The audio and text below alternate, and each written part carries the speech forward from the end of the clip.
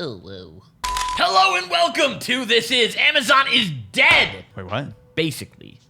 Oh my! Got him! This is the whole reason I wanted to do this episode, just so I could make that joke. Amazon Basics, the brand you probably don't care about at all, is going away. Well, no, Sort not of, quite but going it's- away. So, to give you the TLDR, Amazon is under numerous investigations for antitrust, which is totally reasonable. They've gotten their little grubby little fingers into everything on the planet and even some other planets with Blue Origin. So one of the big things is I love Amazon Basics. They generally have some pretty decent things. They're not amazing. It's white label plus, because pretty much every brand, whether it be Walmart or Target, whatever, they have their house brands, their white label, where they, they'll take the batteries, maybe the $8 batteries that Energizer sells. Well, they'll get the almost exact same thing, slap their label on it, and sell it for $6 or whatever. And this is a common practice because if you're a big chain and you know that this kind of item is going to be popular, I can get the exact same thing from the retailer, from the manufacturer, sell it at a discount and still make profit, and I can kind of compete. And they have the sales data knowing that how many people buy batteries or whatever. But it seems like the issue here is that Amazon took it too far, as they have with many things lately. They flew too close to the sun as far as like how much we can get away with of just like, we sell every brand. It's one thing if they're making generic, again, like white label-y kind of things, Which like a Amazon lot of Basics times they toilet are. paper, cables. One of the problems is, though, it wasn't necessarily even just the products, it was the way that they were marketing them. I would look for, I don't know, Bounty paper towels. Instead, I see Jeff Bezos' big face saying, buy Amazon Basics, they're better. Where I think that they've actually overstepped, and where I think that Amazon Basics is going to scale back so heavily, I don't want to say it has nothing to do with the antitrust things, because it definitely does. Yeah. I think the thing that no one is really talking about is that it's not worth it for them anymore. You see the massive headache they're getting with the antitrust. Yeah. But let's take a look at like who they're competing with. Massive amounts of people who are drop shipping. Amazon Basics is the same products that a lot of people are buying off of like AliExpress. They're buying One factory makes all of them. It's just a matter of, Right. do you get them from a drop shipper? Do you get them from Amazon with an Amazon label on it? And I think it's a branding issue. Yeah. So like you get some of the weirdest brand names for some of these things. Like Uwanababa. But like, This shouldn't say ooh. I thought you were going to say ooh. no, I said Uwanababa. For the record, can you spell that? Aaron is going to be very upset if you cannot spell that for him. 'cause he's gonna get- EUYUWHAVANA. Was that it? A lot of people who are buying Amazon Basics are not, I would say, educated consumers. No, you just And- Google or you Right, Amazon like- search the thing, and that's what pops up and go, sure, I need diapers. How much are they actually making on Amazon Basics?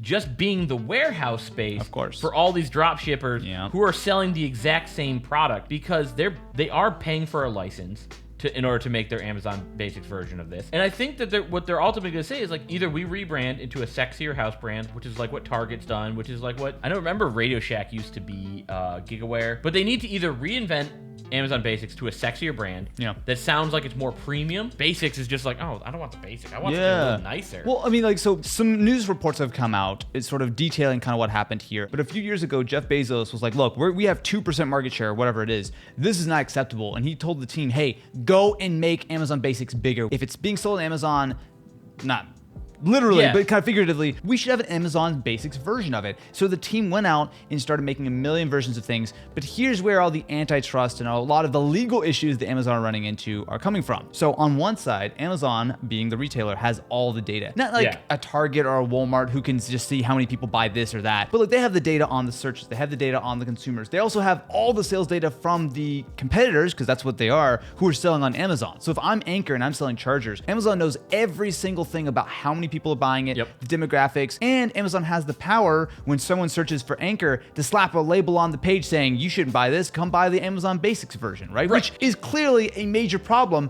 if you're watching a This Is video and in the middle of it, I'm like, hey, you should go subscribe to the Austin Evans YouTube channel, which is way better. That would be a huge issue if stuff like that were to happen, and especially if someone at this table was looking at This Is Analytics and specifically targeting you, Jim, who have not subscribed to the Austin Evans channel yet. Oh no, he's doing it. Looking at you, Rick. I would not be shocked if after all this effort they said to like, let's pump Amazon Basics, that 2% became like 3, 4, 5% tops. And I think at the end of the day, they're gonna find they can just make more money by not selling Amazon Basic and taking a larger cut of like drop shippers. Yeah. They save warehouse space. They're not paying for the inventory. It's just like they're housing the drop shippers are paying the one up front. They take a larger percentage of that. There's no antitrust about that, but it's still shitty. And like that's kind of what happens when you have a company as big as Amazon. The other thing is the reviews, right? So a lot of brands who are, again, competitors, because pretty much everyone who made something that was in the same wheelhouse as Amazon Basics and vice versa were obviously Amazon competitors. Amazon were taking a lot of sort of companies down. Now, mind you, I will give them the benefit of the doubt here that a lot of the brands that were taken down for clearly violating the terms of Amazon service, which was like, hey, you know, like when you buy an Amazon product and it comes the little thing in the thing saying either, hey, please buy this on our website, don't buy it on Amazon, or leave us a 5-star review and we'll give you a $20 gift card or whatever, which is clearly not okay to pay people for fake reviews on the thing. Like, I understand, I think Amazon's right to shut that kind of stuff down, but when you're competing with these companies and you're taking them off for something reason like that, but if you take that whole store and all their products down and you instead bump all those Amazon Basics chargers and cables one step up, it's a bad look. It's a really, really bad look. I have more philosophical, like ethical question for you. What if they bought out one of the brands? Oh, so like they're buying the competition instead of just knocking them off? Right. Because on paper, it's still at the end of the day, for the consumer, it's the same result. There's less and less choices. You're still having to go through Amazon and buy it through them. I think that would be a problem regardless, because the issues in the antitrust that the EU specifically, or who I think are sort of targeting Amazon most aggressively right now, are saying is like, hey, if you are the marketplace, you need to have some level of fairness in your marketplace, right? And if you are also making competing products and then promoting those competing products and taking people's data because you have all the information, which is a huge part of products, and not even just the products, but knowing how to market them, who's buying them, all that kind of stuff, then that's a big no-no. So I don't think, that might be a little bit better, but I don't necessarily think that helps. It's Facebook. Like, they're under the issues for the same type of thing because we have all the data and how we're using it and targeting you ads and stuff like that. There's a philosophical question I think a lot of governments are asking of when companies start to get too big, right? Yeah. And that's a nebulous kind of thing because I don't think there's a clear answer to it, right? Yeah. I think it's a little bit of a subjective sort of opinion thing. But a good example of this, I think, would be looking at Google and Apple with their app stores, right? Which is going under similar kind of scrutiny right now. There's a lot of talk that, the App Store and the services from Apple may have to be like split up. With both of those, although Google's a little bit better because at least you've always been able to sideload. But specifically say, well, it's like the iPhone, the iPad. Yeah. If you want to purchase an app, you have to do it through the App Store, which means you have to give Apple 30%, or at least the developer has to give 30% of the sale. On top of that, Apple has all the information, all the analytics, all the data for the apps. And so say they want to make a new version of iMovie or whatever, they might be looking at LumaFusion or whatever and just go, oh, you know what, here we can see all the people, we have all the information, we're gonna give this away for free. They already do that though. If you go in the App Store and look like video editing or like whatever, of course they're at the top of the thing. But it's even more than that. Like, how many apps have been developed, third parties have put it up and either they've been denied or they went up and then got taken down later for breaking rules.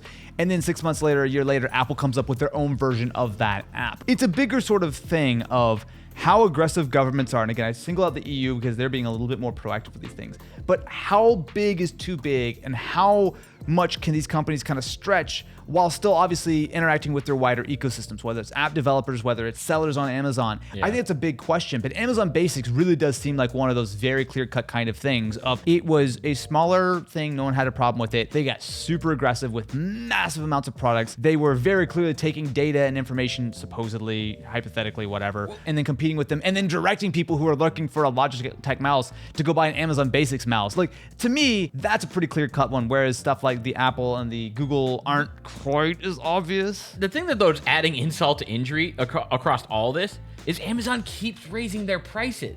I think when I started Amazon Prime, it was like $80. What is it now? 120, 130 bucks a month? I think a year? If you start now, I think it's up to like 130, 140. But that's the thing is like you're paying for these extra, you're paying for those things that they're trying to develop that way. Because I'm on the fence because I personally am super against algorithmic content, but unfortunately that's what most social media that's what our business is, really. Right, but like it's literally the epitome of preaching to the choir of just like I'm only seeing things that like we think you'll like this, but then you don't broaden your horizons ever. Go to deals on Amazon. What's the first like 10 things that are always there? It's Alexa, like my Echo Show, all these Amazon products that are just like kind of sprinkled in to all the different sales, and like, look at all these great deals we have on tablets. There's and a stuff certain like that. level of that that's okay. I mean, if I walk into a Walmart, there's going to be a lot of Walmart house brands that might be front and center, whatever the case is. Yeah. But it just, I think for Amazon Basics, it just, to me,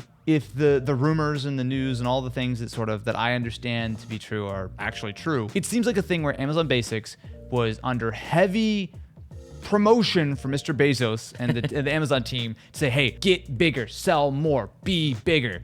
And they did that probably too fast. They broke a lot of things. They maybe were a little fast and loose with some data and maybe some anti-competitiveness. And now they're going to get either a slap on the hand. They get like an $800,000 fine, which is what he wipes his ass with. I don't know. I feel this one's probably going to be a lot more than a little baby fine. Well, it's still, but like no fine is going to actually deter them. Well, but that actually might not be true. I was reading an article that was basically saying that the number of Amazon Basics products has already dramatically dropped because a lot of products they're just not restocking. So as they sell out, they just disappear. And off the but store. that's kind of what I'm saying. Like, I don't think any dollar amount is going to deter them. If they get broken up, that's a different story. Well, but where I think all those Amazon Basics are scaling back is they're looking and seeing, this is a failed experiment. Yeah. We could do all this, but like the needle didn't move nearly enough. They're not selling enough. They're also potential huge legal and financial ramifications. Right. Like the risk is not worth the reward. Yeah. I think that's the reason it's not coming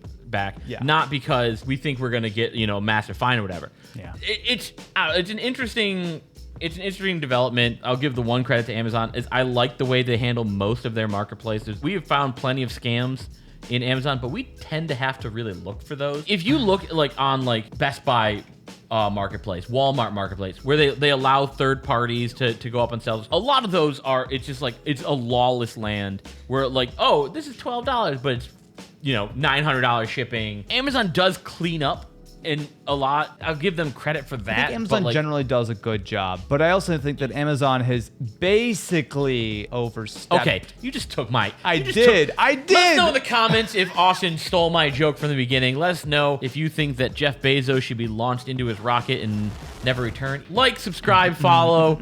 Check you in the next one. And we're basically Jeffrey, done for the video. Jeffrey Bezos.